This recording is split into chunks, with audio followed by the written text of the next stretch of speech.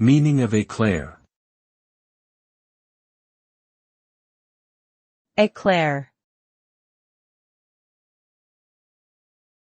Eclair. Eclair.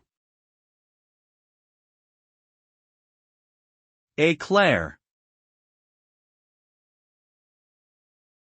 An eclair, pronounced eclair, is a French pastry that is long and thin in shape, with a crisp outer shell made from choux pastry, and a rich, creamy filling. The name eclair comes from the French word for lightning, due to its shape and the way it is consumed quickly.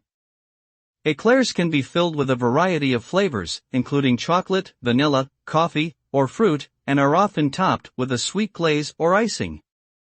Overall, eclairs are a delicious and popular dessert choice that originated in France and have since become a beloved treat around the world.